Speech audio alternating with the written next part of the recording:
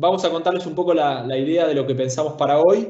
En primer lugar, un poco traer este término que empieza a hacer un poco converger el mundo de los datos, la ciencia de datos como una disciplina que empieza a lograr esa autonomía, algo que durante los años ha tenido distintas formas de llamarlo. Hoy la ciencia de datos empieza a hacer converger esa práctica, en el fondo usar datos para toma de decisiones. Así que la charla de hoy de alguna forma va a ir de menor a mayor, va a ser introductoria para aquellos que nunca escucharon hablar de esto, no por eso significa que no sean parte de la red de valor del dato. Después vamos a hablar de un gran tema que viene dando vueltas en las realidades de las distintas organizaciones, y es todos los comportamientos, por consiguiente todos los modelos de datos del año pasado se alteraron, porque los comportamientos se alteraron, porque se generaron nuevas fuentes de datos, y vamos a contar un poco cómo es esa problemática, cómo resolverla y cómo entenderla. Y por último, y no por ello menos importante,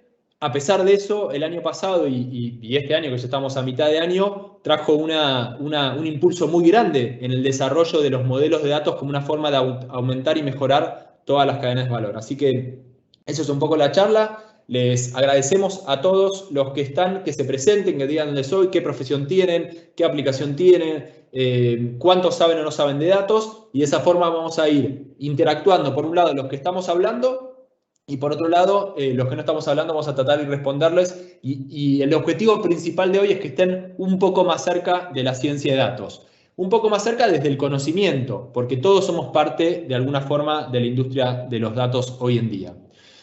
Entonces, para eso nos parecía bueno empezar con ese paradigma de, bueno, ¿quién le tiene miedo a los datos? Porque de alguna forma parecería como algo que genera cierta distancia, ¿no? Y nuestro objetivo principal como expertos y divulgadores de esto es que todo se vuelva cada vez más cerca por una principal razón, y es que hoy es más parte de todo. Y creo que hasta cualquiera que hoy esté en un proceso de vacunación entiende que hay datos por todos lados. Cualquiera que esté en un proceso, se haya dado de baja en un banco o en un seguro, sabe que después te llaman para ofrecerte otro, y alrededor de todas esas experiencias de cliente, de paciente, de alumno o de lo que fuese, hay datos dando vueltas. Ahora, ¿cuál es el éxito para que uno pueda empezar esto? Es aprender a preguntar a los datos, ¿no? Hoy la mayor posibilidad de éxito de un proyecto tiene que ver con saber necesariamente para dónde quiero ir con ese proyecto. ¿Está bien? ¿Y por qué hacemos hincapié en este aspecto y nos concentramos tanto en las personas y tantos en los equipos? Porque es la razón de crítica de fracaso. Hoy la inteligencia artificial, la ciencia de los datos, en general se ve como un paradigma principalmente tecnológico, pero tiene una raíz crítica en el conocimiento y en las relaciones de las personas que forman parte de un equipo. Y cuando hablamos de un equipo, hablamos tanto de los que son parte, llamémosle, que están del lado del cliente, como de los que son parte del desarrollador del proyecto o el que tiene know-how, si se quiere, un poco más técnico. Y cuando hablo de cliente no hablo necesariamente de la industria de servicios, hablo de clientes internos. Puede ser un psicólogo haciendo una investigación de comportamiento, bueno, manipula datos, utiliza datos y crea datos e trata de entender el comportamiento a través de los datos. Hablo de un responsable de una estación de servicio que tiene que dispensar gasolina. En todo momento hay datos dando vueltas, ¿no? Entonces, para que esos datos mejoren y aumenten la cadena de valor, hay que entenderlos. Y ahí es donde las personas pasan a ser críticas en este aspecto. ¿Está bien? Entonces, como hoy en día todos tenemos la atención un poco, llamémosle, diversificada, nos parecía bueno empezar con este concepto de mitos y verdades. ¿Cuál es el primero? Que la ciencia de datos es algo nuevo. Esto, si le pregunto a la gente si les parece mito o verdad, entendiendo que hoy la ciencia de datos se vincula demasiado con conceptos tecnológicos innovadores, es importante saber que no es algo nuevo. La ciencia de datos y el arte de enriquecer todo un proceso de decisión, ya sea de forma manual o de forma automática, para tomar decisiones, lo que se llama batch, que es entendiendo lo que pasó, o real time sobre un proceso, es algo que tiene muchos años, tanto en la industria como en las distintas aplicaciones, ya sea con propósitos de servicios públicos, de seguridad, de salud, etc. Sin embargo, lo que ha pasado en los últimos 10 años es distintas olas tecnológicas han En primer lugar, multiplicado la cantidad de datos que están disponibles para tomar este tipo de ciencia como una actividad o una práctica core de la organización. Y en segundo lugar, muchas de las técnicas, de alguna forma teóricas, que existían hace más de 40 o 50 años, hoy pueden ser instrumentadas con tecnologías que lo hacen mucho más sencillo de utilizar. El segundo mito, o verdad, es que la ciencia de datos es algo fácil. Acá tenemos que empezar a ponernos un poco más serio. Porque esto esté de moda, no necesariamente es algo fácil. Hay mucha gente que quiere encaminarse a esos proyectos, pero la realidad es que en esta nueva revolución industrial 4.0, donde la industria es del conocimiento, mis estimados compañeros y amigos, esto es un tema de ponerse a pensar y utilizarlo bien. Y para eso hay que aprender. Y de eso se trata esto. Y hay que aprender muchos tipos de elementos. Y hoy vamos a estar recorriendo algunos de los grandes componentes de las principales prácticas que hay que aprender. Por ahí leí que se presentaron algunos ingenieros, una actuaria, por ejemplo, que sabe mucho del campo de la estadística, que me parece que es conocida de la casa. El campo de la ingeniería de datos, que es otro mundo totalmente complejo y desafiante, y el mundo de entender los problemas en la organización, el mundo de los business translators, de los que están tratando de entender un problema, cómo lo puedo mejorar a través de un proceso de datos. Entonces, porque esté de moda y porque hoy sea una práctica general, no necesariamente es fácil. Así que al que se conectó temprano y le reconocimos su persistencia, acá ya tenés un punto a tu favor. Y el último y no menos importante, le dejo a ustedes decidir si es mito o si es verdad. Que en la ciencia de datos hay un Messi o un Neymar o un James Rodríguez o un Cuadrado o un Morata que nos va a resolver todo. La realidad es que hay una persona que puede resolver todos los problemas. ¿Podemos tener un Superman? Es posible que lo podamos tener. Ahora, cuando uno piensa en sistemas sostenibles y sustentables y llevar adelante problemas de datos que pueden ser complejos, no solo de resolverlo en el momento cero, sino en la dinámica de la organización, es mejor trabajar en equipo. Y eso es nuestro ADN y nuestra filosofía. Porque de alguna forma eso es lo que garantiza un conocimiento colectivo y le da más sustentabilidad a estos proyectos. ¿Está bien? Bueno, para hablar de datos es importante entender lo primero que todos tenemos en la cabeza, que son los datos. ¿Qué son los datos? Son el recurso más valioso de este siglo. ¿Y dónde hay datos? En todos lados. Hoy los seres humanos, como ciudadanos, como clientes, como pacientes, como usuarios, generamos muchísimos más datos de lo que nos imaginamos. Y eso es el dato crudo, ese es el recurso que seas un servicio público que puede ser un hospital, seas una empresa que tiene información de sus clientes, ese es el primer concepto a entender para hablar de la ciencia de datos. ¿Dónde está mi oro para refinar? ¿Dónde está mi petróleo para hacer combustible? ¿Dónde está mi materia prima?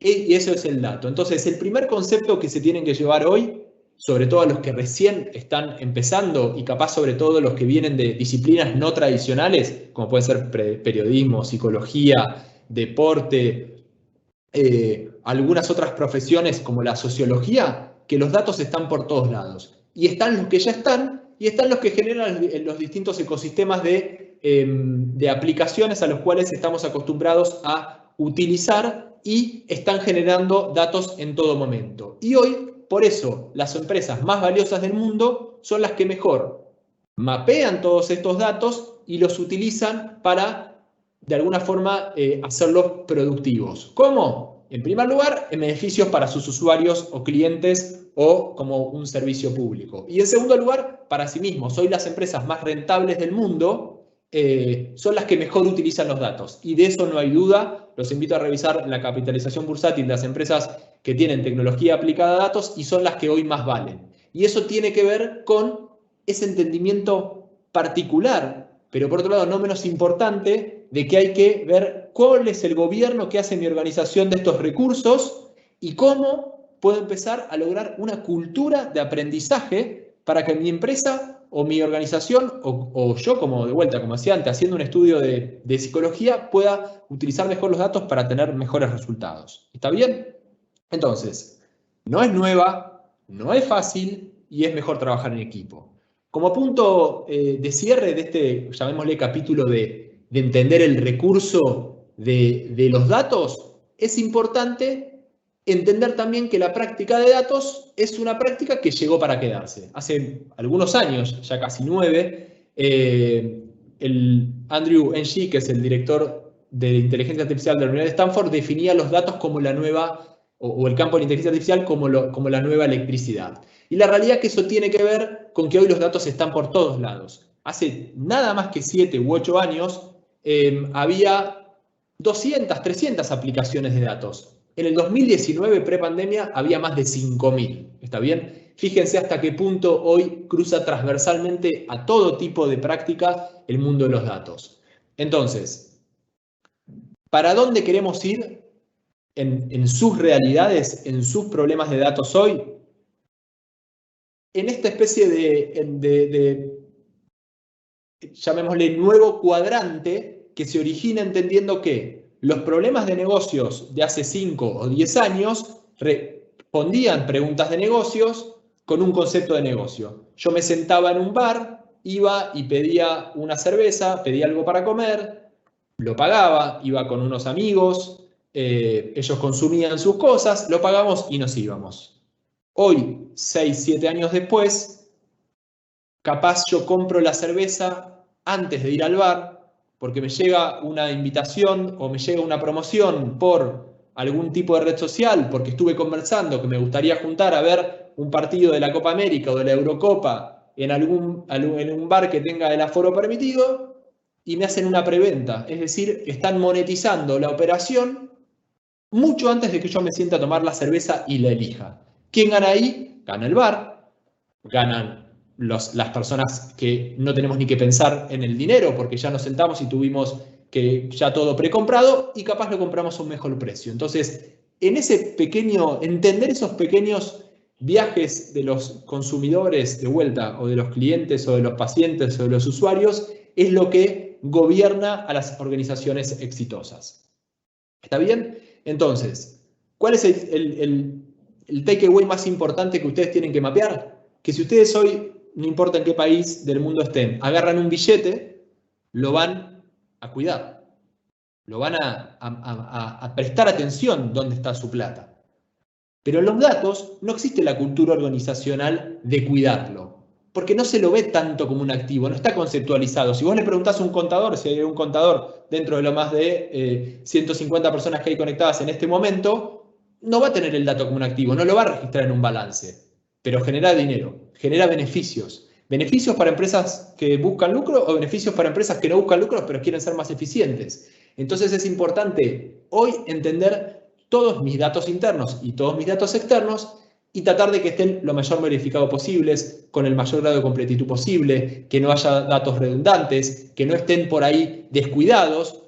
Y por otro lado entender que hay un montón de fuentes, tanto internas como externas, que me pueden dar valor. Tener conciencia de que los datos son un activo y los puedo cuidar y por otro lado me pueden traer beneficios, nos va a permitir dar un salto organizacional y empezar a pensar proyectos donde el dato se vuelve ese recurso que los grandes casos de éxito que están dando vueltas por el mundo de empresas orientadas a datos pensaron mucho tiempo atrás. ¿Está bien? A mí me gusta contar siempre el caso Netflix y lo compartimos siempre con el equipo de trabajo, porque Netflix, que todos hoy lo leen como el modelo de recomendación y para estar hablando de algunas técnicas ahora un poco lo vamos a contar,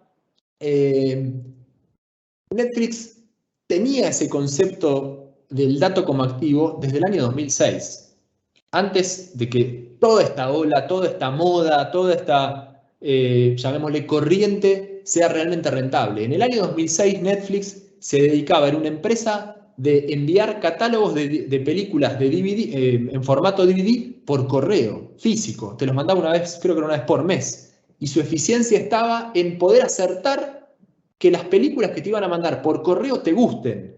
En ese momento no había lugares donde visitar, llamémosle, públicamente tanta información en redes sociales, no tenían cómo hacerlo. Y a pesar de eso, en ese momento hicieron un concurso mundial de un modelo de Big Data Analytics, de Predictive Analytics, un modelo de Data Mining para tratar de hacer más eficiente la experiencia de sus clientes. Estaba en su cultura, estaba en su mente que los datos había que eran de ellos, que tenían que cuidarlos, que tenían que tener acceso, que generaban conocimiento y que les iban a traer valor. Entonces, esto es una de las cosas más importantes que, compartiendo con el equipo unas conversaciones, es el primer catch-up que hay que hacer hoy en cualquier organización para que tenga éxito.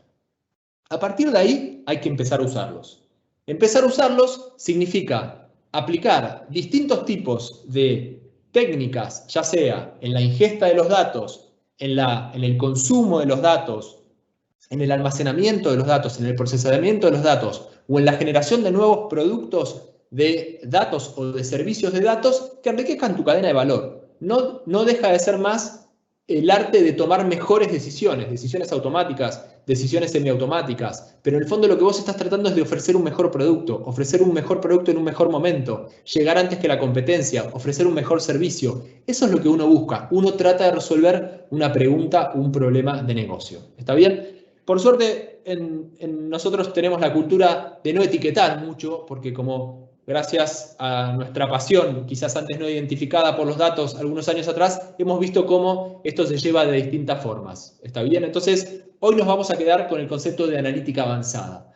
¿Qué es la analítica avanzada? Y después, el caso que nos va a contar Guille y Steven lo vamos a ver aplicado. Es el arte de tomar decisiones con datos utilizando distintas o una combinación de distintas técnicas que te permiten entender, en primer lugar, los datos, entendiendo cuánto esos datos representan tu organización, cuánto esos datos me pueden hacer conocer mejor mi organización, mi cliente, mi proceso o lo que fuese, y a partir de eso empezar a trabajar en una dinámica de decisión, le podemos llamar de decisión aumentada.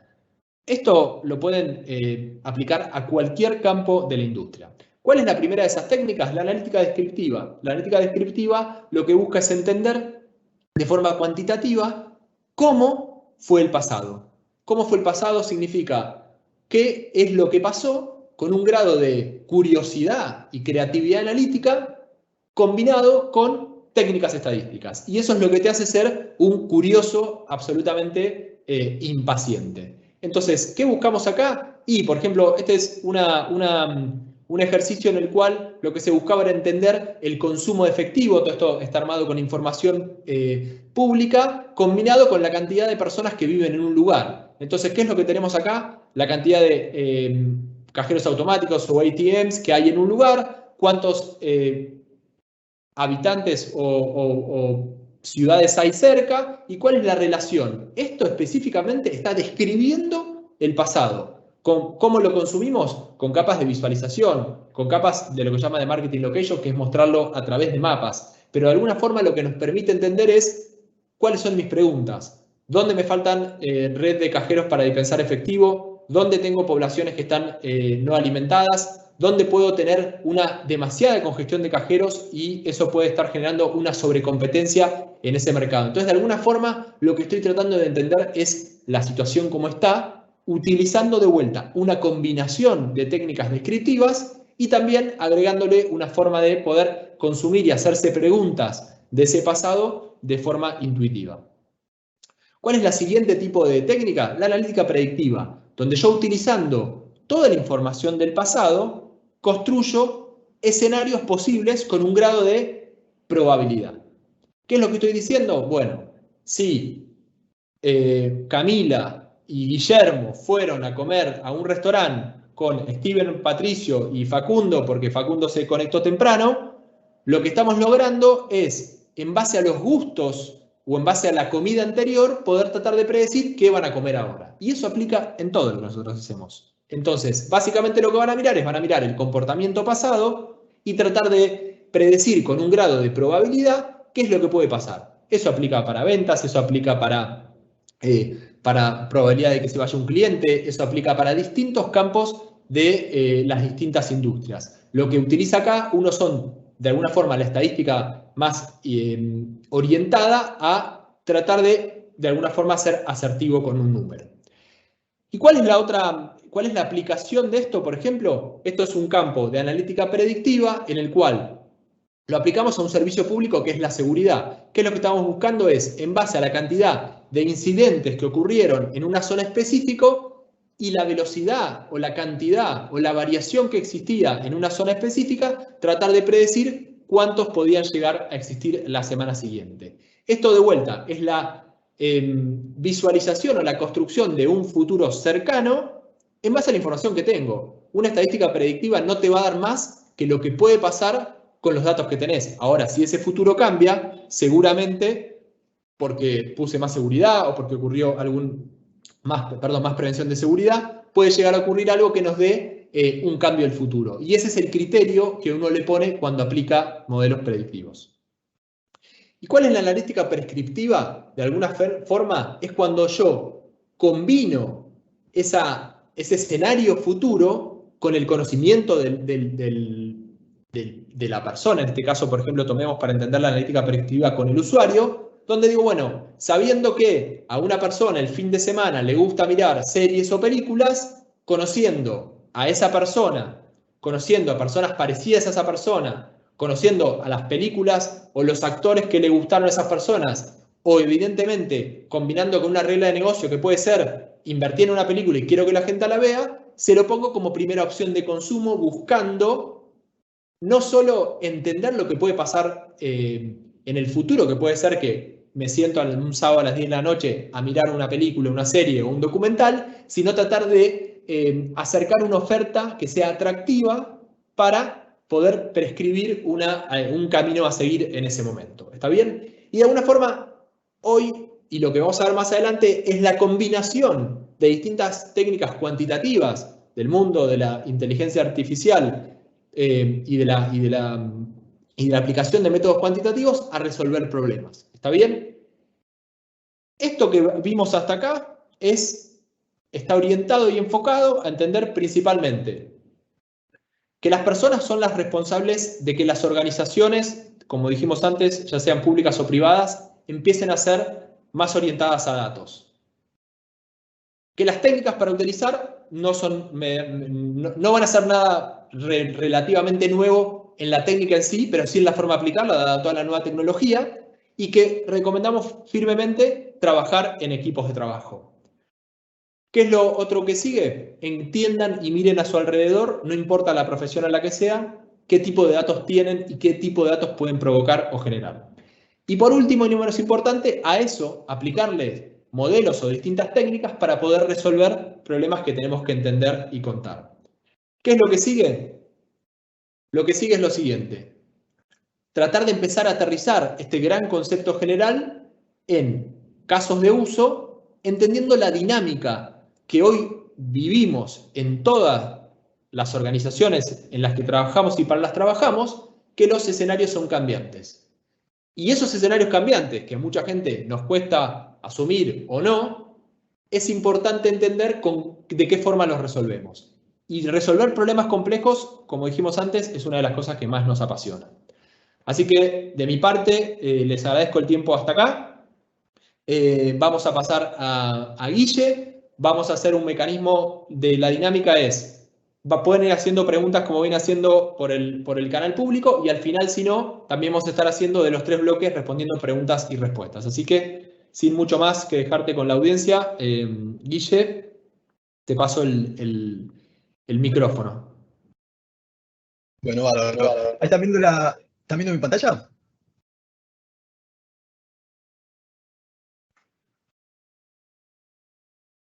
Ahí está, ahí deberían estar viendo mi pantalla. Ahora sí. Bárbaro. Bueno, primero lo que voy a decir es, pobre Facundo que llegó temprano y lo usamos de ejemplo. Bueno, yendo ahora al nudo de la charla, ¿no? El año pasado, y un poco tomando de referencia lo que me comentó Pato, todos estuvimos atravesados obviamente por la situación de pandemia, ¿no? De hecho, no sé si se acuerdan estas noticias donde ya parece que pasaron 1000 años, pero todo esto fue hace 1 año y medio, ¿no? De hecho, yo, iluso, me acuerdo que pensando que el encierro iba a durar tan solo 2 semanas, me acuerdo que un día antes me aseguré de cargar nafta y comprar algo de cerveza en el súper. Hoy, de nuevo, todo esto parece fue hace una eternidad, pero lo cierto es que solamente pasó hace 1 año y medio. Y nadie hubiera pensado que en tan poco tiempo el comportamiento de todos iba a ser tan afectado, todos íbamos a estar tan atravesados por, bueno, un poco todas las situaciones y emociones que fuimos teniendo en base a lo que fue pasando. De hecho, creo que nunca más cierta es la frase esa de Lenin de hay décadas en las que no pasa nada y hay semanas en las que pasan décadas, ¿no?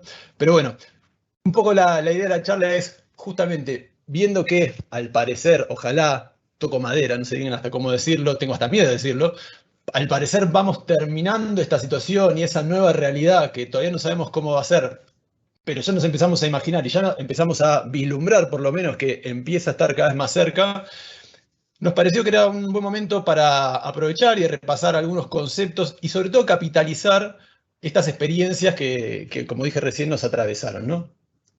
Dentro de Data creemos que tuvimos la buena y mala suerte de pasar por esto, ¿no? Siempre hablando en términos de datos, ¿no? Digo, mala suerte porque todos nuestros modelos, o gran parte de los modelos que habíamos desarrollado, se vieron afectados, algunos más, otros menos, pero con seguridad todos, o a todos tuvimos que revisarlos. Y digo, lo único bueno que se puede pensar de esta situación es que, bueno, fue una situación única donde realmente algunos conceptos que vamos a estar viendo ahora los vimos realmente tangibilizados y bueno, y de qué forma, ¿no?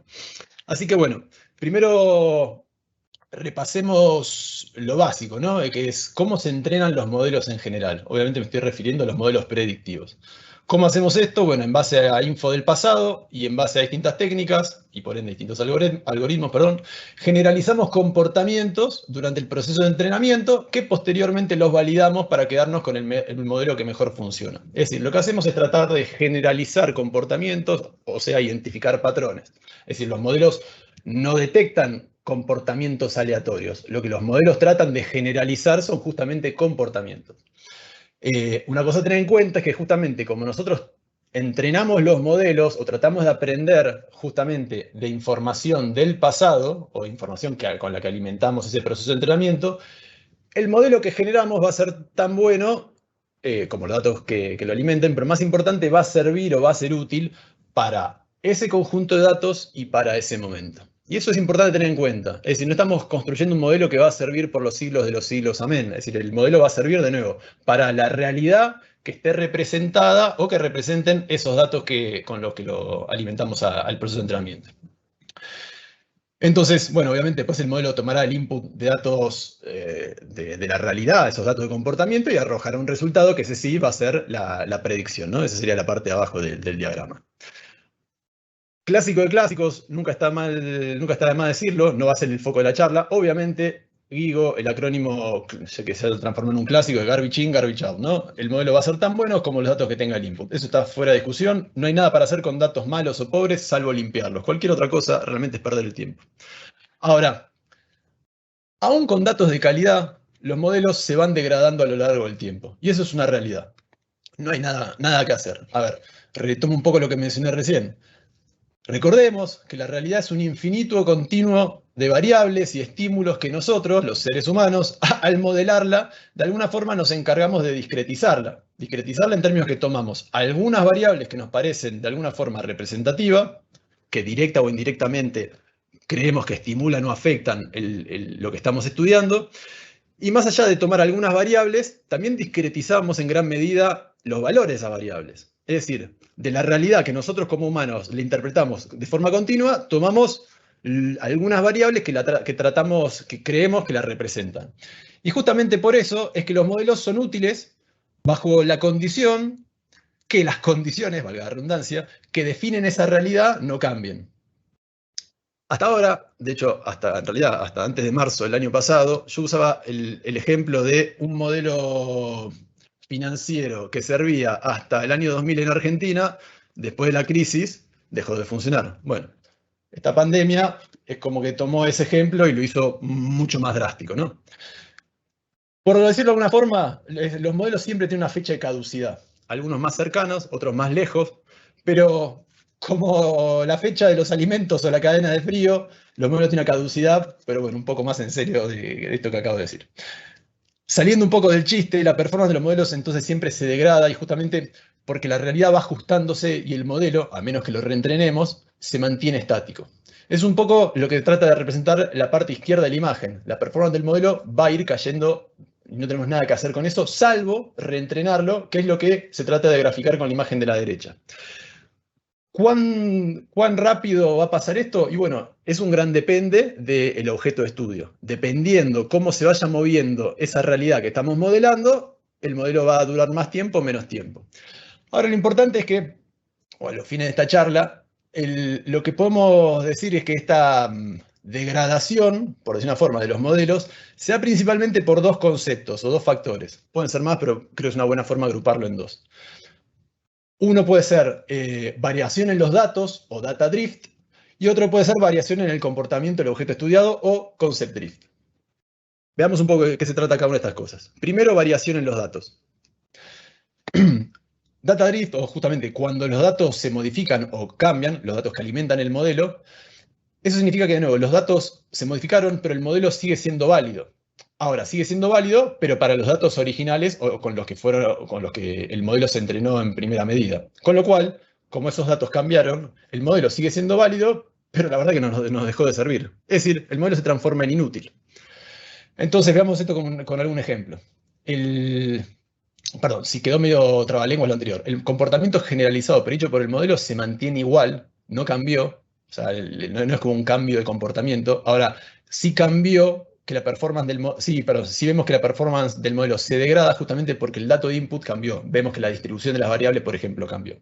Entonces, vamos con dos o tres ejemplos sencillos. En modelos de, por ejemplo, inteligencia artificial de medicina, que asisten justamente a médicos que están, no sé, a la hora de, que buscan, por ejemplo, patologías en imágenes, se da mucho que la población de entrenamiento, o sea, los datos usados para entrenamiento que representan a pacientes, que son por ejemplo pacientes de un centro o de un conjunto de centros, pero de una misma región, una misma provincia o un mismo país, o una misma zona geográfica, por decir una forma, no generalizan bien en otras zonas. Vamos con otro ejemplo un poco más terrenal. Si tenemos un modelo de recomendación o un modelo de churn que funciona bien para una población en su conjunto, puede ser que tengamos un subsegmento de esa población, un subsegmento muy chico, donde ese modelo no funciona bien. ¿Y por qué? Porque tal vez ese modelo generaliza mucho, se concentra en lo general, pero en ese subconjunto de personas tal vez falla. Y tal vez falla justamente porque ese subconjunto tiene un comportamiento muy dispar. Justamente en caso, ¿qué pasaría acá? Tal vez cuando implementamos ese modelo no nos molesta mucho porque esa población no es muy representativa, pero puede pasar que esa población empiece a ser cada vez más representativa y por ende el modelo empieza a performar peor. Es decir, de nuevo, el modelo sigue funcionando bien para el set de datos original, pero a la medida que hubo una variación en la población de ese dataset, ese modelo va a dejar de funcionar bien. O sea, el comportamiento sigue siendo el mismo, el del modelo, pero los datos empiezan a modificarse. Vamos con un último ejemplo, por si esto todavía quedó medio trabalenguas. Hagamos de cuenta que somos una entidad financiera y que tenemos un modelo de credit scoring que fue entrenado principalmente para personas bancarizadas, que tienen transacciones ya con nosotros o con otras entidades financieras del entorno. Puede que de repente se nos ocurra abrir una fintech y que principalmente apunta al sector no bancarizado y muy probablemente el modelo no performe de la mejor forma, porque bueno, justamente esa población, el sector no bancarizado, va a tener un comportamiento un poco distinto al sector bancarizado. Entonces, de nuevo, lo que pasó es que cambió la representatividad de la población. Entonces, en definitiva, lo que pasó es que tuvimos una modificación en los datos. El comportamiento del modelo, el modelo sigue siendo válido, pero como cambió la población en estudio, bueno, deja de tener sentido. No nos queda otra que reentrenar. Siguiendo con esto, ya pensemos en la otra lista de análisis, que es justamente concept drift o justamente cuando la variación ya es de comportamiento. Es decir, ya los datos pueden mantenerse igual. Hagamos de cuenta, de hecho, el mejor ejemplo es que salió el año pasado cuando en un Data Radio entrevistamos a una de las personas del Éxito en Colombia, donde nos contaba cómo a partir de la cuarentena se habían disparado la venta de levadura y de esencia de vainilla. Entonces, Justamente eso es un poco lo que busca Concept Drift o variación de comportamiento. No la venta de la levadura o obviamente la esencia de vainilla, sino lo que realmente trata de representar es cómo cambia el comportamiento propiamente dicho. Es decir, los datos se pueden mantener exactamente igual, pueden variar un poco, más o menos, pero lo que realmente cambia es la relación entre las variables independientes y la variable dependiente. Es decir, realmente cambia el patrón que habíamos generalizado. Por ende, el modelo ahí realmente tampoco sirve. Obviamente, dependiendo de la escala del cambio, puede ser que sea una sutileza que degrada el modelo, o puede ser que un cambio mucho más brusco, que de un plumazo nos deja el modelo roto. Yendo a la pregunta típica de en cuánto tiempo se degradan los modelos, lo cierto es que obviamente es un gran depende. Por lo general, los modelos van cambiando de forma paulatina, son como si fueran como la marea, ¿no? Como que va yendo como un continuo que se va moviendo lento, no para, pero va lento. Ahora, hay casos donde el cambio es más brusco. Puede ser, por ejemplo, cambios en políticas o legislaciones, por ejemplo, regulaciones en la compra de dólares, donde al aplicarse, por ejemplo, un tope de compra, la predicción de compra que tal vez teníamos, obviamente dejó de servir. O cambios no sé, estamos analizando patrones de fuga en nuestro sitio web y de repente cambia todo el diseño, el layout del sitio web. Bueno, ahí de repente todo el patrón de clics que tenemos antes tal vez dejó de servirnos y por ende eso pasa un momento para el otro. Obviamente, también el caso que más nos interesa, el caso más brusco, es lo que nos pasó el año pasado, que de un día para el otro nos encontramos encerrados y de repente, de un día para el otro, un cambio radical en el comportamiento de nosotros como personas. Ahora, un último caso podría ser justamente una estacionalidad tal vez no detectada, es decir, donde tenemos cambios bruscos, pero que son recursivos. Entonces, hablar de estacionalidad tal vez es una forma de hablar justamente de cambios bruscos.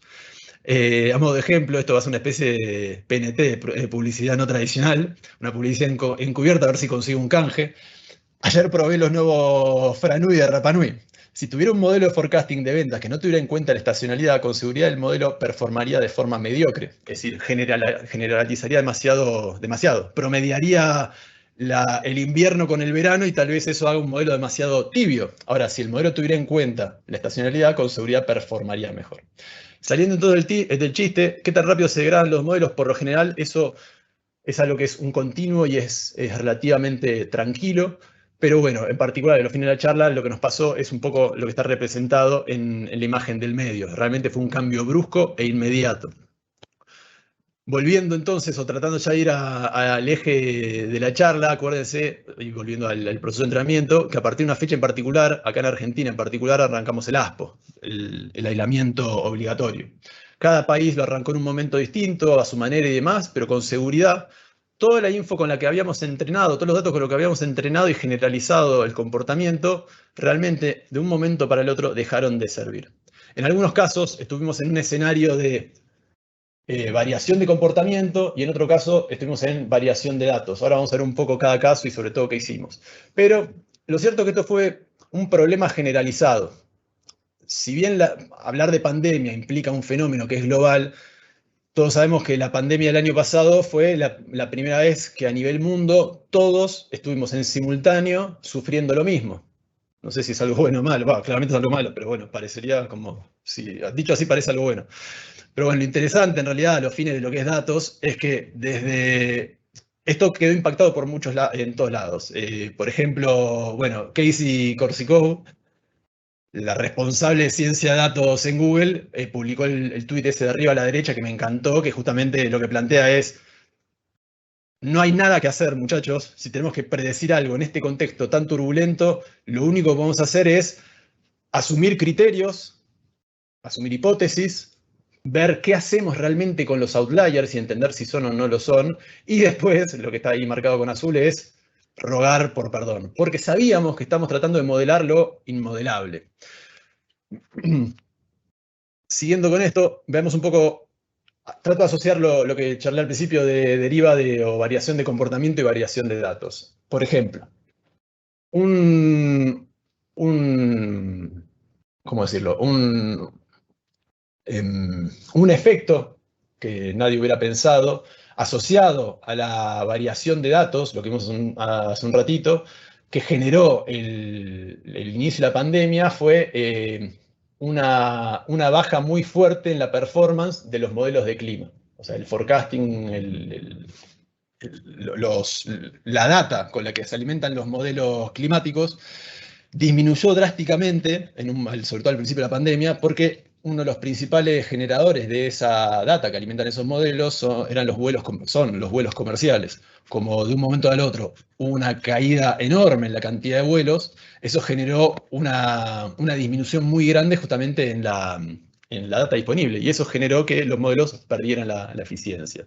Obviamente, en ese caso, el concepto o el objeto de estudio no se ve afectado. Claramente la pandemia al clima no le cambia nada, no le afecta en lo más mínimo, pero la disminución en sus datos, en las distribuciones de los datos, hace que los modelos pierdan performance y un montón. Ahora, ya concentrándonos más en lo que fue deriva o variación, en conceptos, son el resto de los ejemplos que están acá. Por ejemplo, arriba a la izquierda, esa publicación de American Banker, donde justamente lo que se discutía ahí es que los modelos de credit scoring que se habían disparado para cualquier lado, justamente porque los inversores habíamos todos entrado medio en pánico porque no sabíamos qué hacer con lo que estaba pasando. Y justamente los modelos no sabían responder a ese cambio de comportamiento tan brusco. Por otro lado, abajo a la derecha, la publicación de Wired, también más o menos de la misma fecha. Modelos usados en todo lo que es trading se dispararon por la volatilidad del mercado, al punto que, si no recuerdo mal, creo que el Dow Jones había caído creo que un 13% y hubieron pérdidas de más o menos un 20%. Todo esto por modelos que hacen compra-venta de forma automática, tratando de aprovechar el spread, no importa cuál sea.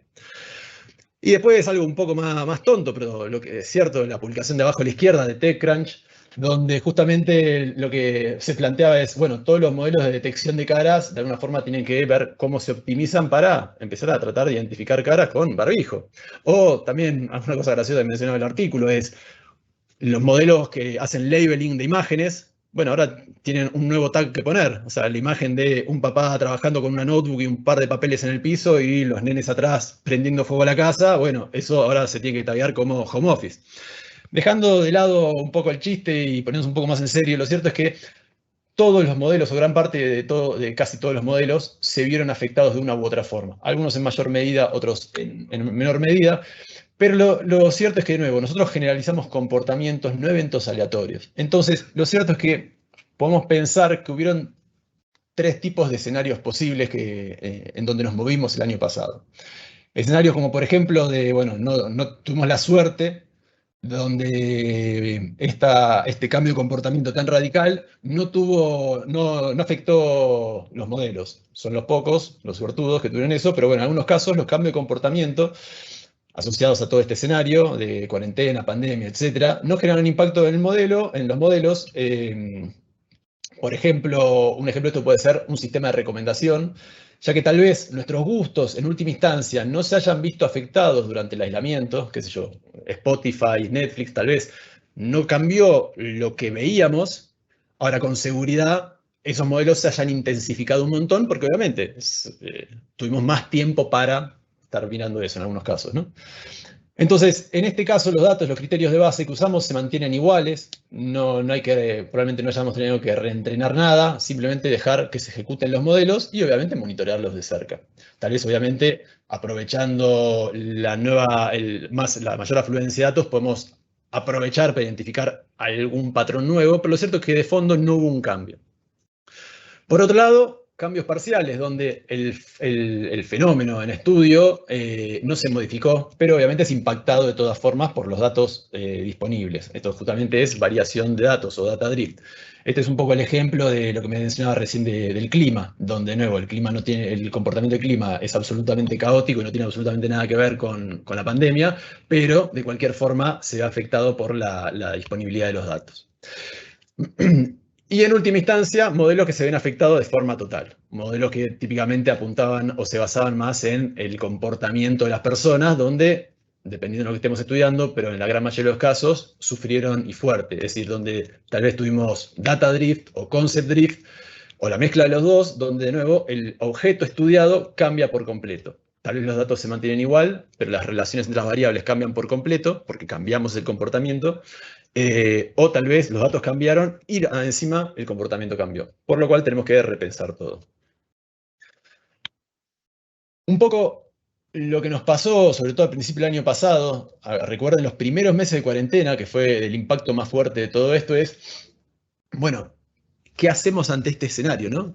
Porque cambios bruscos tuvimos unos cuantos, como dije antes, un cambio de legislación puede generar un cambio de comportamiento brusco, un cambio en alguna política, un cambio en un producto, un cambio en lo que sea, puede generar un cambio más o menos brusco. Pero lo cierto que la característica que tuvo el año pasado, la cuarentena obligatoria, o el aislamiento obligatorio, es que eso generó un cambio de comportamiento muy fuerte. Y lo cierto es que a medida que lo íbamos transitando, realmente no teníamos un punto de comparación. Y eso nos generaba un montón de dudas. Como dije al principio, en particular yo, cuando arrancó todo esto, hoy con el diario el lunes y un año y medio más tarde, no vale, ¿no? Pero al principio, a los primeros días, todos asumimos que esto iba a ser relativamente temporal. No importa en qué país estábamos, todos asumíamos que días más, semanas, meses más, menos, esto iba a pasar. Lo cierto que, bueno, hoy ya tenemos más información, pero si nos ponemos en ese entonces, la primera pregunta que, como dice ahí, de tan básica asustaba y realmente asustaba es si los datos que teníamos servían para algo o no. Es decir, la realidad había cambiado por completo, al punto que la gran mayoría de todos los que tenían locales o negocios a la calle cerraron. Los que trabajaban de una forma, con seguridad de un día para el otro trabajaron de otra. No importa si antes hacían home office, ahora lo hacían distinto, no importa, o sea, todo cambió. Y entonces, de nuevo, la nueva realidad no sabíamos qué significaba y tampoco por cuánto tiempo iba a durar, porque lo cierto es que la primera semana, las primeras 2 semanas fue súper estricto, no se podía hacer prácticamente nada. Y después de a poco se fueron habilitando cosas, haciendo un paso para adelante, 2 para atrás, 3 para adelante y así, ir probando cosas y a medida que todos íbamos transitando todo esto, ¿no? Y nos llegaba más información y demás. Y las políticas se iban adaptando. Entonces, de nuevo, la pregunta era, ¿la data que tenemos vale o no vale? ¿Los datos viejos con los que entramos los modelos sirven o no sirven? Porque lo cierto, el comportamiento reflejado en esos datos no reflejan el comportamiento actual. ¿Quién iba a pensar que la venta de levadura o la venta de esencia de vainilla se iba a disparar? Una cosa que casi, o sea, ¿quién iba a pensar que todos nos íbamos a poner fanáticos del pan hecho con masa madre? Que de hecho todavía no entiendo bien qué es. Es decir, lo cierto es que lo que veíamos es que la performance de los modelos se habían degradado por completo y lo que hubiéramos hecho en un escenario normal sería reentrenar y listo. En este caso, ese reentrenamiento, el problema que tenía es que no teníamos datos, porque teníamos datos del pasado que no servían para este momento y empezábamos a recolectar datos de este presente tan turbulento, pero ese presente tan turbulento se iba definiendo a medida que pasaban los días. La semana, si se quiere. Entonces, inclusive, los nuevos datos que íbamos recolectando iban mutando, iban pasando de escasos a abundantes, pero con un cambio de comportamiento semana a semana. Es decir, teníamos como un cambio en los datos, un data drift, no digo todos los días, pero por lo general todas las semanas, hasta que fuimos viendo que empezaba a haber un patrón que se iba estabilizando. Pero realmente estas preguntas de, ¿esto es un outlier o no es un outlier? ¿Podemos eliminar estos datos o no? ¿Puedo usar los datos viejos mezclándolos con los datos nuevos? ¿Puedo sobresamplear los datos nuevos y mezclarlos un poco con los datos viejos? Digo sobresamplear porque lo cierto es que al principio no teníamos muchos datos, con lo cual para entrenar necesitamos algo de datos. Ahora, si sobresampleábamos, también estábamos tal vez sobrecargando un comportamiento que no iba a ser representativo. ¿Podemos reemplazarlos? Es decir, que nos preguntamos mucho el qué hacer, ¿no? Y lo cierto es que, bueno, nadie tenía experiencia en esto porque, por suerte, esta fue la primera pandemia, ojalá la última. Entonces, ¿qué fue lo que hicimos?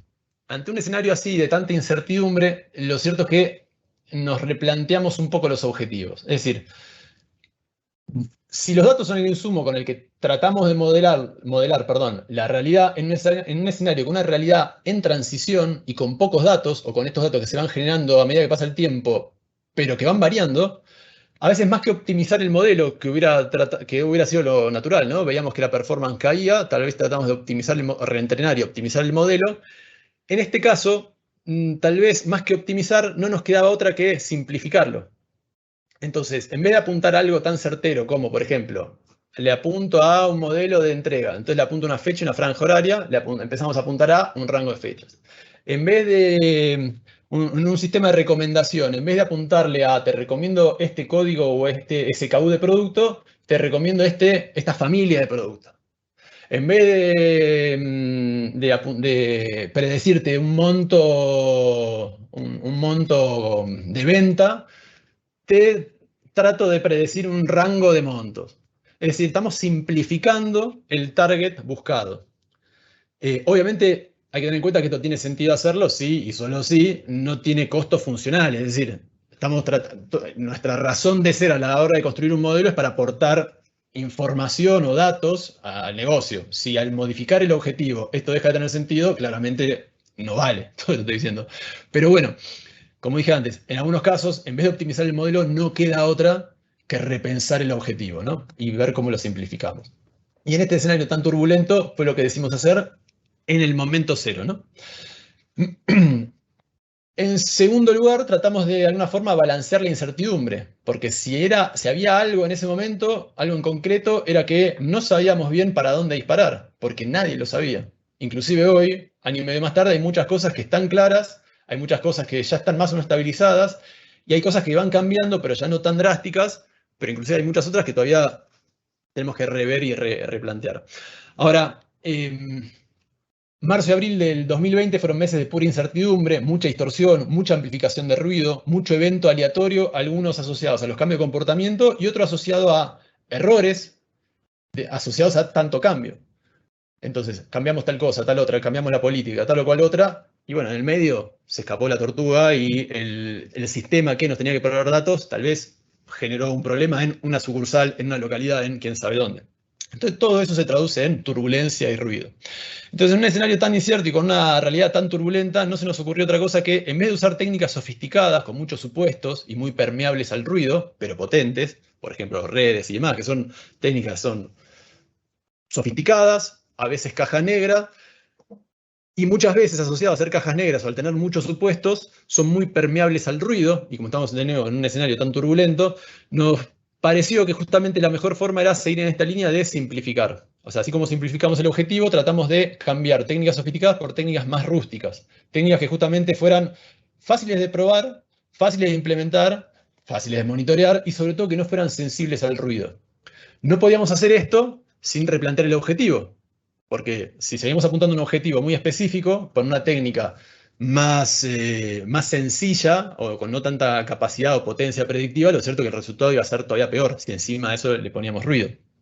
Pero bueno, lo que buscamos fue justamente hacer un balance entre las dos cosas, ¿no? Porque justamente tenemos bien claro que en un escenario así lo peor que nos podía pasar era tener un modelo que fuera sensible. O sea, necesitamos algo que suavizara todo lo que fueran distorsiones. Por otro lado, y recuerden que estoy tratando de situar toda esta conversación en los primeros meses de la cuarentena, lo que sabíamos es que en algún momento y de forma muy paulatina, una nueva realidad iba a llegar. Ahora, iba a llegar, se iba a reconfigurar, el encierro iba a dejar de ser como era, no sabíamos cómo iba a mutar, pero iba a ser otra cosa. O sea, sabíamos de antemano que estábamos en un proceso de transición. No sabíamos cuándo iba a llegar, no sabíamos cómo iba a llegar, no sabíamos qué tan drástico iba a ser, pero ya sabíamos que lo anterior no servía y que teníamos que inventar algo para el entre mientras, porque de otra forma no funcionaba. Entonces, en última instancia, y siguiendo con esto de simplificar, lo que buscamos fue armar algo que fuera, como dije antes, sencillo, fácil de probar, fácil de monitorear, que nos permitiera, de nuevo, implementar rápido y ver. En ese ver, lo que buscamos y lo que vimos es que técnicas sencillas como, qué sé yo, capear, limitar los modelos máximos, mínimos, anular los modelos en algunas condiciones, podar los árboles o podar los sistemas de reglas, o usar técnicas todavía más sencillas como cálculo de medias móviles, tal vez combinadas con dimensiones y cosas del estilo, era lo que más a mano teníamos para probar algo rápido, para poder validarlo rápidamente y más importante, para que no fuera permeable al ruido. O sea, sabíamos que teníamos que estar constantemente reentrenando, constantemente monitoreando, pero por ejemplo, si usamos unas medias móviles capeadas, combinadas con dimensiones de análisis o con dimensiones del negocio, podíamos rápidamente armar algo que iba con seguridad a suavizar las distorsiones, iba con seguridad a no ser sensible al ruido iba con seguridad a no ser muy potente, porque las otras dos cosas traen la consecuencia que la performance no iba a ser la mejor, pero era lo que podíamos armar. Y eso fue justamente lo que hicimos. Ahora, más importante que todo esto fue el darle mucha importancia al monitoreo, ¿no? Porque más allá del modelo que pudiéramos, que modificamos o pudiéramos haber pensado, probado y demás, lo cierto es que cada día iba pasando, cada día se iba mutando en términos de datos, en términos de comportamiento, y cada día que no adaptábamos el modelo que estaba funcionando, cada día funcionaba peor. Entonces, con lo cual, más importante que desarrollar, que implementar un modelo más sencillo, más suave, que suavizara más los datos, era monitorearlo. Y creo que, este es el último slide de esta parte, creo que esto es importante porque muchas veces vemos que esta parte es como que nos la olvidamos. Desarrollamos, entrenamos modelos, los probamos, los hacemos competir, nos quedamos con el mejor. Muchas veces termina ahí y no implementamos. Vemos que la tristemente célebre frase de cementerios modelos, donde los modelos quedan en entornos más de exploratorio y más, pero no llegan a producción. Ahora, los que llegan a producción muchas veces también, tristemente, no se monitorean de la mejor forma. No, este modelo lo implementaron, lo desarrollaron hace 2 años y sigue funcionando.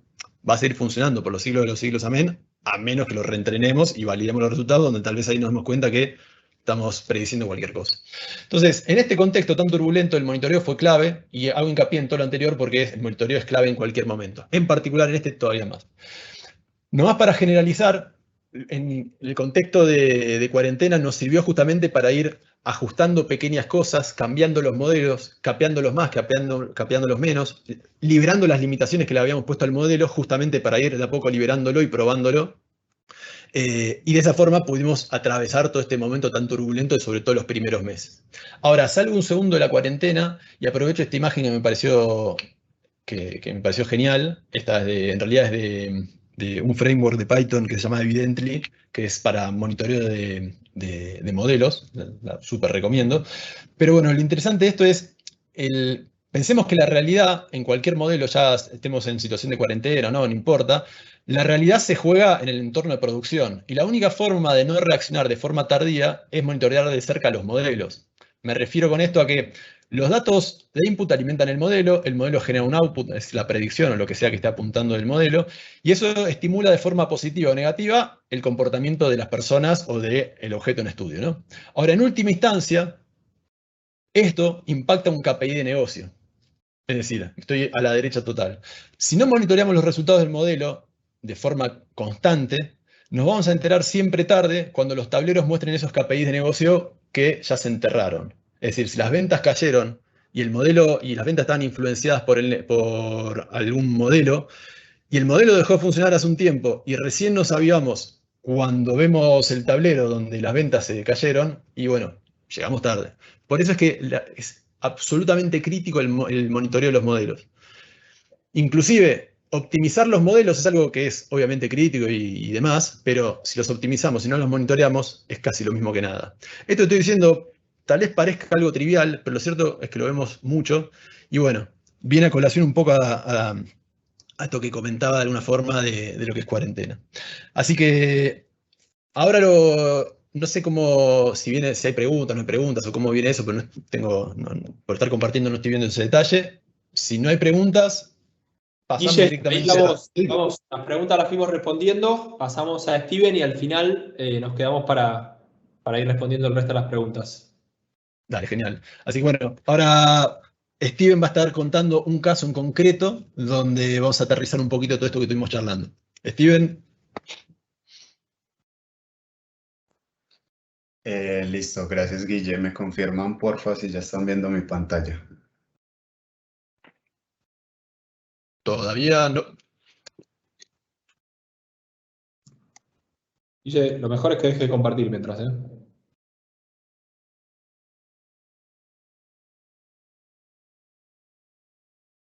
Ahora sí, Steven.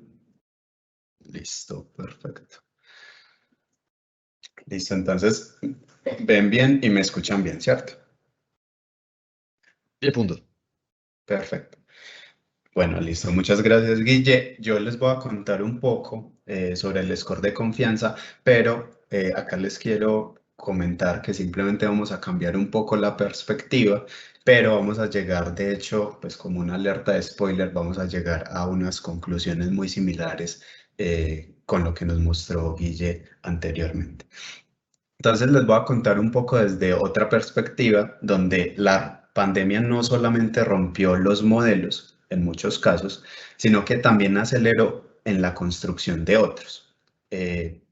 Por eso vamos a hablar un poco de este score de confianza. Entonces acá les voy a contar un poco, básicamente parémonos en una fintech, donde pues una fintech es un nuevo banco que ofrece soluciones 100% digitales y hoy en día no solamente las fintech, sino muchas compañías están centradas en trabajar en mejorar siempre la experiencia de usuario y en generar procesos con poca fricción.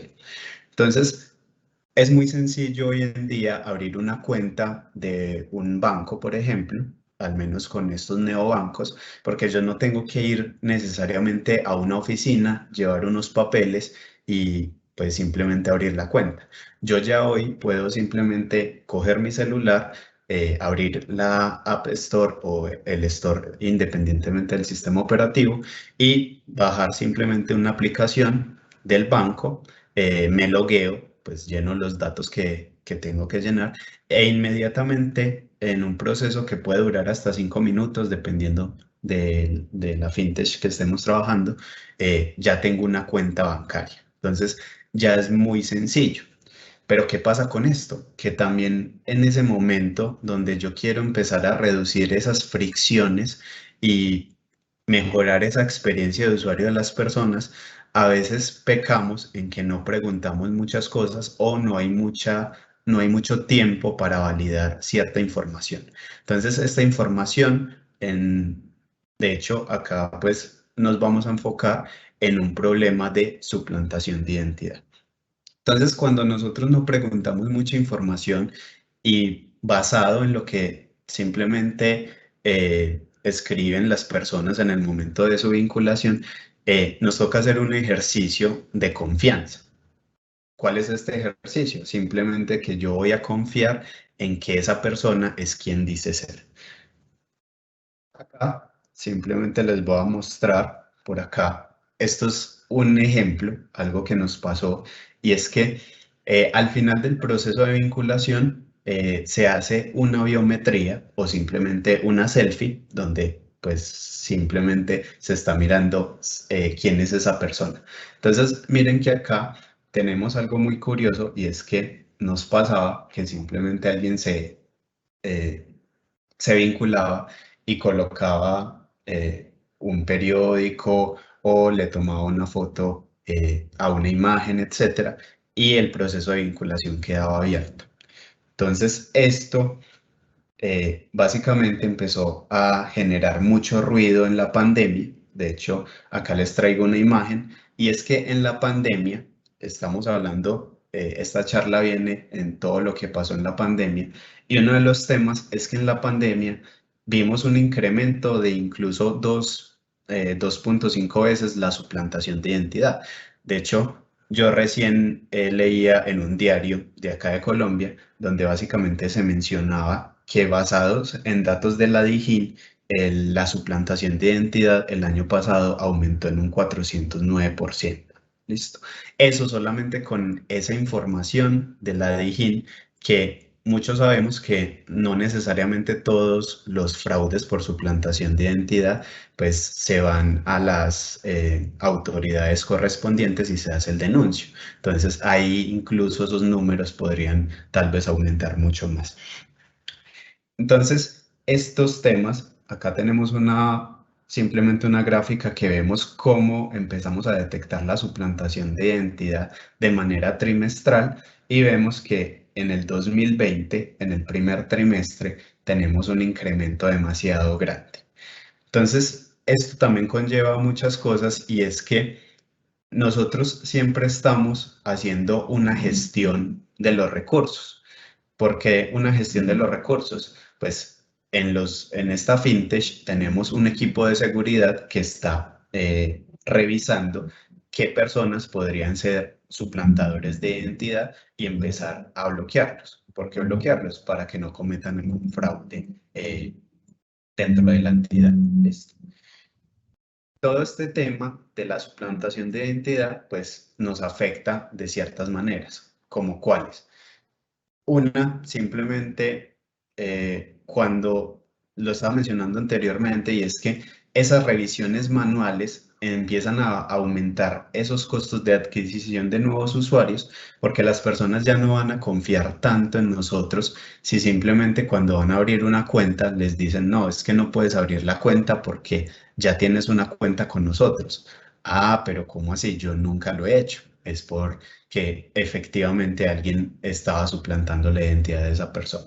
Entonces, esto empieza a generar muchas fricciones en el momento de vinculación, una pérdida de confianza en la fintech y adicional, pues al saber las entidades regulatorias, al saber que se está generando mucha suplantación de identidad, pues empieza a haber un escrutinio mucho más duro con respecto a lo que estamos haciendo. ¿Listo?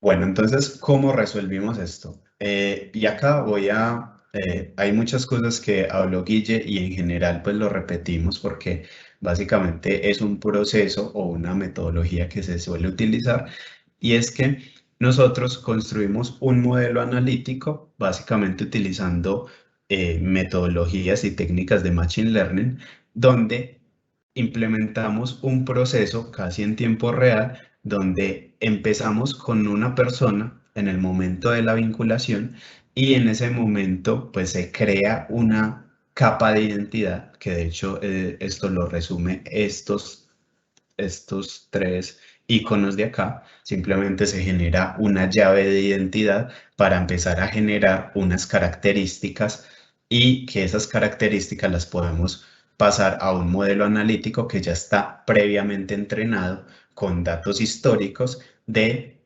personas que se vincularon en algún momento y cometieron fraude por suplantación de identidad y obviamente esas personas que no cometieron un fraude. Entonces ahí simplemente estamos cogiendo toda esa información histórica para lograr y generar una probabilidad de que una nueva persona que se esté vinculando en este momento, que tal vez tenga características similares con las que se vinculó alguien anteriormente, pues nos genere una probabilidad de suplantación de identidad. Y esta suplantación de identidad, pues a la final nosotros vamos a estar hablando desde un score de confianza, entonces acá les menciono algo y es, por un lado, tenemos un modelo que nos da la probabilidad de suplantación de identidad, pero por otro lado estamos hablando de la confianza. Entonces, ¿cómo hacemos eso? Simplemente es un ejercicio de que básicamente una probabilidad alta de suplantación, pues es básicamente un score bajo de confianza, ¿cierto? Entonces, básicamente miren el score de confianza como el inverso de la probabilidad de suplantación. ¿Listo? Acá, pues creo que tal vez los empecé a confundir con un poco, pero entonces, bueno, Machine Learning, estamos hablando de inteligencia artificial, un tema que está muy de moda y que se habla mucho, a veces se habla indistintamente con muchos términos y uno suele empezar como a, digamos, se empieza a decir, pero esto es, ¿qué es esto? ¿Qué es lo otro? Uno empieza como a tener esos lagos mentales donde, bueno, ¿qué está pasando acá? Pero entonces, básicamente se los resumo de esta manera. El slide anterior, básicamente tenemos esto. Y es que tenemos un usuario que no conocemos y con ese usuario simplemente generamos una capa de identidad y basado en esa capa de identidad estamos generando un score o una probabilidad. ¿Qué pasa con ese score o probabilidad? Yo en la vida real no solamente estoy diciendo es que yo debo bloquear a una persona porque está cometiendo un fraude de suplantación o no lo debo bloquear, no es tanto una decisión de sí o no, sino que en general estos algoritmos nos están entregando una probabilidad. Esa probabilidad puede ser alta o puede ser baja. Entonces, basado en esa probabilidad, nosotros lo que decidimos fue hacer un flujo donde dependiendo de ese flujo dependiendo del score que tuviéramos, se iba a habilitar un accionable. Y es, por ejemplo, si yo tengo un score de confianza muy bajo, pues, y yo no puedo confiar en esa persona porque tiene una probabilidad de suplantación alta, pues yo lo que puedo hacer es inmediatamente bloquearla. Y en el momento que abrió su cuenta, a los 15 segundos aproximadamente, ya tenemos el score de confianza de esa persona y podemos tomar decisiones rápidas.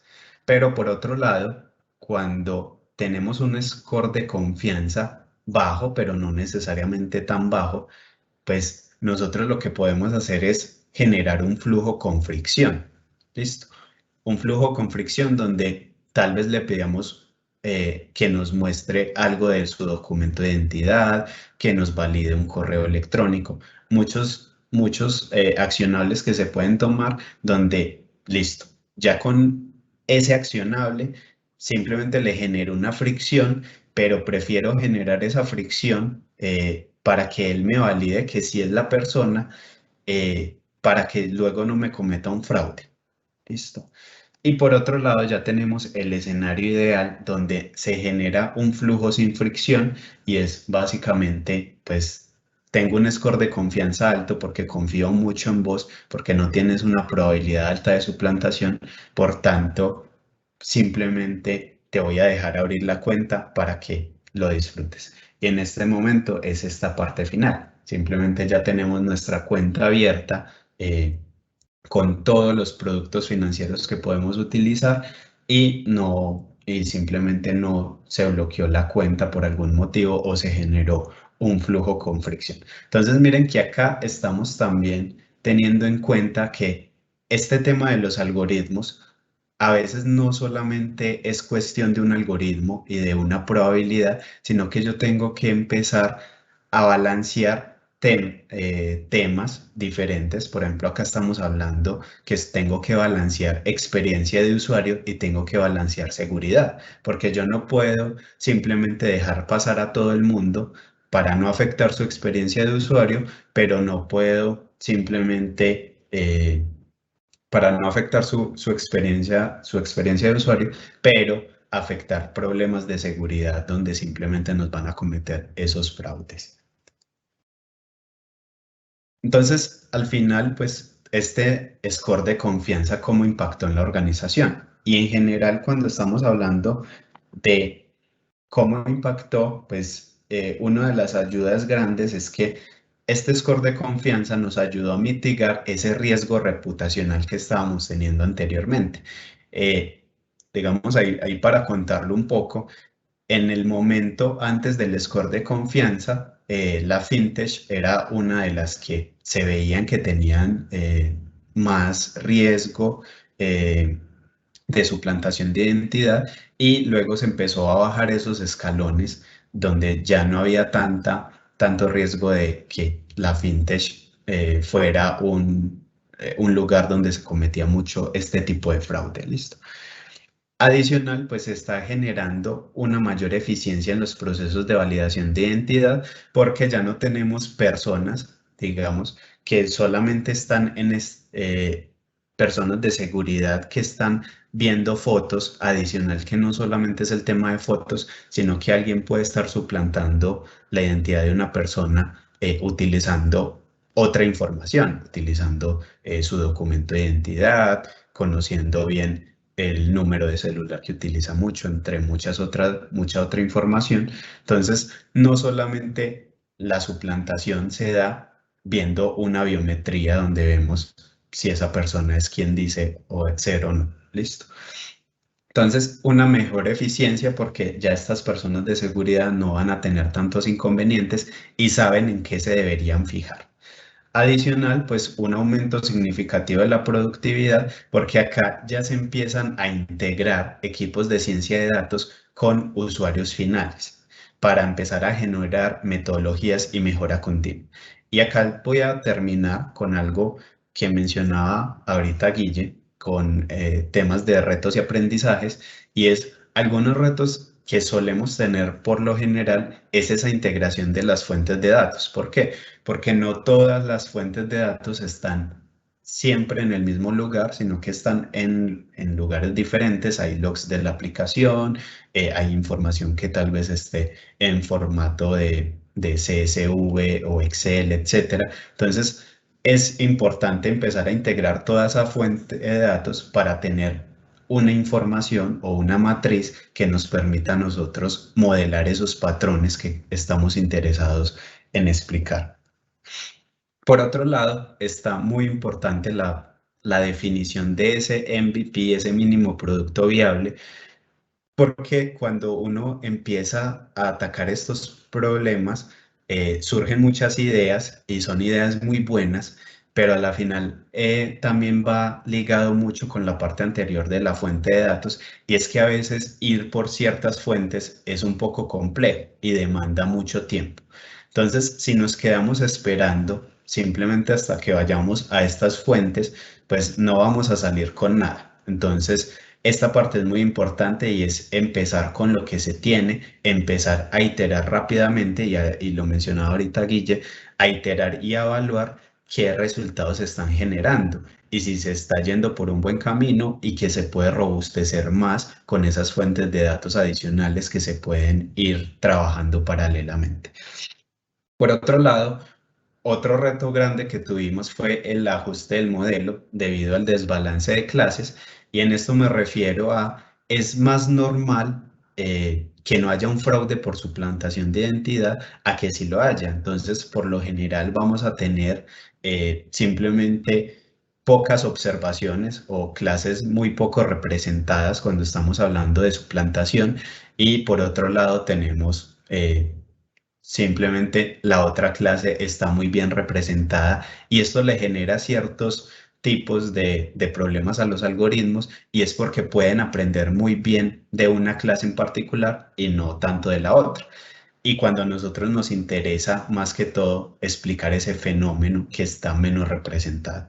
Adicional, otra parte solamente es también de educar y coordinar con estos equipos que utilizan el score, porque muchas personas no entienden bien qué es el resultado que está generando el score y cómo lo podrían utilizar. Entonces ahí debemos simplemente ayudar, y algo que lo menciono por acá abajo, y es esta parte de democratizar la analítica con resultados tangibles. Por un lado, estamos entregando modelos que no se están quedando en nuestras máquinas locales y que están generando ese valor o esa ayuda a tomar decisiones mejor informadas, y adicional, pues hacer un monitoreo continuo, que es algo que lo menciono por acá, y es, ahorita hablábamos de reentrenar, y está muy bien reentrenar, y de hecho esa es la idea cuando empezamos a ver que los modelos empiezan a degradar, pero adicional también es muy importante revisar qué está pasando, y es algo que también estaba mencionando Guilla anteriormente. ¿Por qué? Porque es que no solamente es el hecho de que, listo, los datos están cambiando, pero tenemos que entender cuáles son esos patrones nuevos por los cuales el dato está cambiando y está generando que el modelo se degrade. Eso nos puede, en un caso como la suplantación de identidad, lo que podríamos ver es que los datos estén cambiando porque los suplantadores están encontrando patrones nuevos para cometer esas suplantaciones. Entonces ahí hay que empezar a definir si efectivamente debemos reentrenar o hay que empezar a hacer un cambio en el modelo o atacar el problema de una manera distinta. Adicionalmente, ya para terminar, la ciencia de datos no solamente son algoritmos. Miren que acá estamos hablando también de una interacción muy grande con otros equipos, y donde yo de esos equipos necesito revisar, recibir un feedback, lo que mencionaba ahorita Guille con el tema de los KPIs y de todo el monitoreo, porque es que por un lado podemos tener un monitoreo que es más estadístico, donde simplemente estamos mirando que los datos no cambien mucho y que el modelo por ende no se esté degradando, y por otro lado que el modelo sí esté funcionando bien ya en etapa productiva y que efectivamente esos KPIs que se definieron, el modelo sí los esté afectando con la forma esperada. ¿Listo? Pero bueno, ya para no aburrirlos tanto con muchos temas de suplantación, y para muchos creo que esta charla era interesante también para empezar a definir cómo empiezo a estudiar estos temas de ciencia de datos. Entonces, acá ya para finalizar, ¿cómo nos formamos en general los científicos de datos? Por un lado está la formación formal de la universidad del pregrado, carreras como ingeniería, carreras como estadística, matemáticas, economía, entre muchas otras, que básicamente tienen un común denominador y es que representan problemas de la vida real en formas abstractas para solucionarlas como problemas basados, convertimos un problema de negocio en un problema basado en datos que debemos solucionar con algún tipo de técnica o generar algún tipo de análisis. Adicional a la carrera formal, es muy usual que nos formemos también en ciencia de datos utilizando algunas plataformas como edX y Coursera, donde tienen un rigor más conceptual. Por otro lado está DataCamp, que es un aprendizaje más conciso y aplicado, donde yo empiezo a programar todo lo que necesito hacer. Y por otro lado está Khan Academy y Udacity, donde simplemente recoge los dos mundos anteriores, pero al menos lo que es Udacity es un poco más costoso en cuanto comparado con los demás. Y adicional, no solamente es estudiar, sino también practicar, y unas de las, simplemente lo que más se acerca al mundo real son las competiciones en Kaggle, en Codalab y Driven Data. Sin embargo, aún creemos que estas competencias, si bien es lo más cercano al mundo real, pues todavía está un poco lejos, pero es algo con lo que se puede practicar bastante. Siendo más, les agradezco mucho. Creo que me llevé un poco más del tiempo del esperado. No sé si tengan alguna duda. Yo en este momento no puedo ver el chat. Por Estuvo si bien, tienen. Steven, estuvo bien. Hubo muchas preguntas y las fueron haciendo, ¿eh? Así que Listo. no te preocupes por el tiempo Sí, que la gente se quedó. Hay más de 100 personas que están más que interesadas. Como dijimos al principio, esto no es fácil, o sea que tampoco es que en una hora uno aprende. nomás para cerrar y a modo de comentario final, creo que está bueno hacer referencia a un artículo, un ebook en realidad que publicó DJ Patil hace algunos años atrás, donde mencionaba un poco las características o las recomendaciones a la hora de arrancar un modelo, ¿no? O sea, tomando lo que mencionó recién Steven de dónde aprender o dónde mantenerse informado, más allá de eso y una buena recomendación, teniendo en cuenta todo lo que estuvimos charlando, es asegurarnos realmente de entender el problema en estudio. Es decir, antes de ponernos a desarrollar algo, hacernos responder algunas preguntas como realmente entender cuál es la pregunta en sí misma, o sea, qué es la problemática que estamos tratando de modelar, o sea, que realmente no hay peor cosa que estar resolviendo un problema que no es importante. Entender cuándo terminamos, es decir, es fundamental tener un buen indicador de éxito de todo proyecto, sobre todo para cuando la realidad vaya cambiando y sobre la marcha tengamos que ir ajustando, realmente entender y asegurarnos que seguimos resolviendo el problema que originalmente activó todo esto. Es decir, no olvidarnos la pregunta evitar en el medio del camino la pregunta de ¿para qué estábamos haciendo todo esto, ¿no? Así que, bueno, creo que sin más, ahora sí, ya llegamos a la hora y a modo de cierre, no sé si alguien, Pato, Steven, quiere mencionar algo. No, simplemente agradecer, obviamente, la participación de toda la gente que estuvo, muy activa en las preguntas. Quizás detener en el último punto de Steven, ¿no? Donde mencionaba del equipo, y entender que esto fluye de un conocimiento colectivo, un entendimiento, y con el nivel de profundidad que estamos viendo. Como dijimos al principio, no es fácil. Así que a ponerse a estudiar, a ponerse a experimentar, y a tratar de entender lo que está pasando y cómo puede cambiar. Les agradecemos a Steven y a Camila por la ayuda, a todo el equipo de Atalitis que está atrás de nosotros cuatro, que solamente hoy nos toca hablar, pero como dijimos al principio, esto es un trabajo en equipo, así que creo que más que nada que saludar, que todos saludemos y hasta la próxima. Genial. Bueno, muchas gracias a todos y nos vemos pronto, ojalá. Muchas gracias a todos por quedarse hasta el final y esperamos que hayan aprendido muchas cosas más y que nos veamos mucho más adelante con otras charlas. Bien, nos vemos.